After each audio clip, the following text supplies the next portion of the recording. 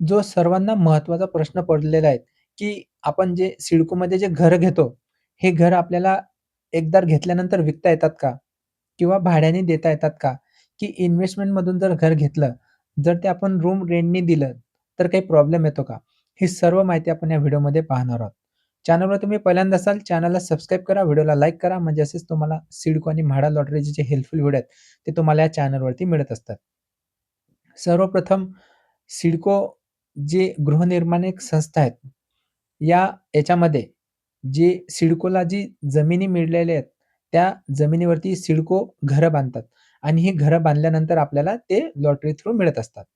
याच्यामध्ये जे रिझर्व्हेशन त्यांनी सांगितलेले आहेत, SC category, ST category, handicap, NT, माथाडी कामगार, पत्रकार, स्वातंत्र्य सैनिक, माजी सैनिक हे सर्व कॅटेगरी त्याच्यामध्ये अर्ज करू शकतात, ज्या कॅटेगरीमधून आहेत.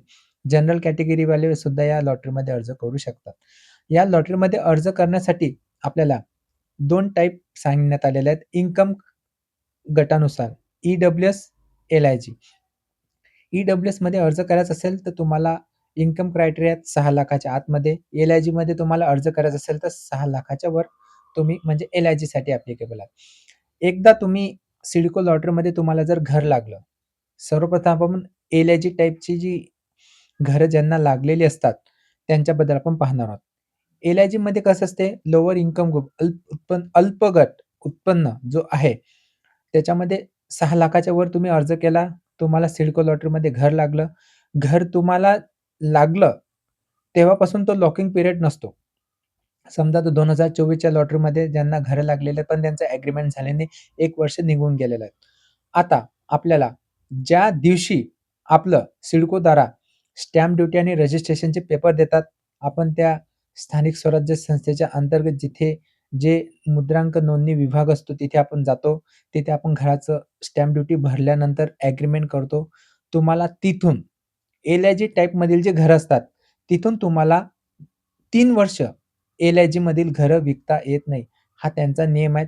ॲग्रीमेंट जेव्हा तुम्ही करणार तिथे सुद्धा त्यांचं जे ॲग्रीमेंटचं जे पेज असते, त्याच्यामध्ये सुद्धा असं सांगण्यात आलेलं आहे, की एकदा लॉकिंग पिरियड हा 3 वर्षाचा असतो.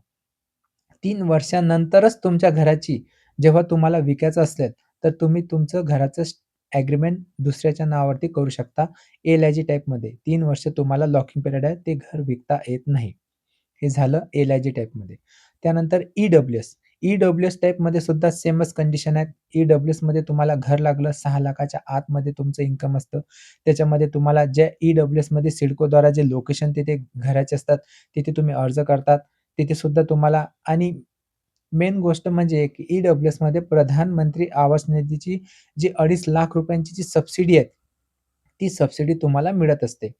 म्हणजे तुम्ही एकदा ई-डब्ल्यू-एससाठी घरासाठी अप्लाय केला. त्यानंतर तुम्ही घराचं स्टॅम्प ड्युटी, रजिस्ट्रेशन, ॲग्रीमेंट केलं. तिथून तुम्हाला 5 वर्ष ई-डब्ल्यू-एस टाइपचे घरं. ई-डब्ल्यू-एस टाइपमध्ये तुम्हाला 5 वर्षांनी ही घरं विकता येत नाही. म्हणजे ई-डब्ल्यूसाठी हा लॉकिंग पिरियड हा 5 वर्ष आहे. त्यामुळे ह्या गोष्टी तुम्ही समजून घ्या.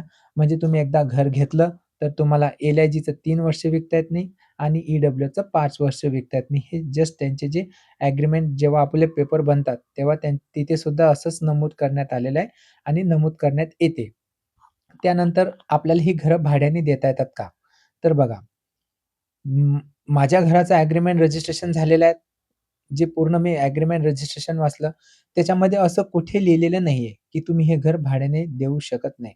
तर खूप सारे जे लोकेशन आहेत सिडकोच्या घरांमधील, जसे की आपण माझ्या माहितीप्रमाणे जे मी आता बघत आहे, जसे की घणसोली बघत आहेत, कळंबोलीचा जो सेक्टर 40चा प्रोजेक्ट बघत आहेत, स्वप्नपूर्ती बघत आहेत, तळोजामधील जे प्रोजेक्ट आहेत सेक्टर 21, 22, 27, 37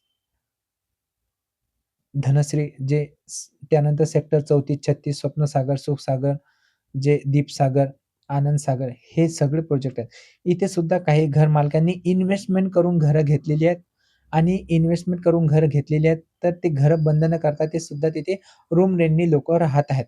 म्हणजे याचा अर्थ मला सांगायचा आहे, की तुम्हाला एकदा घर लागल्यानंतर तुम्ही रेंटनी सुद्धा देऊ शकता. म्हणजे तुम्हाला जो घराचा ई-एम-आय तुमच्या घराचा चालू आहे आणि त्याच्यानंतर तुम्ही घर भाडं आलं, तर तो ई-एम-आयमध्ये तुम्ही ॲडजस्ट करू शकता. म्हणजे तुम्हाला जो ई-एम-आयचा बोजा आहे, तो बोजा तुम्हाला पडणार नाही.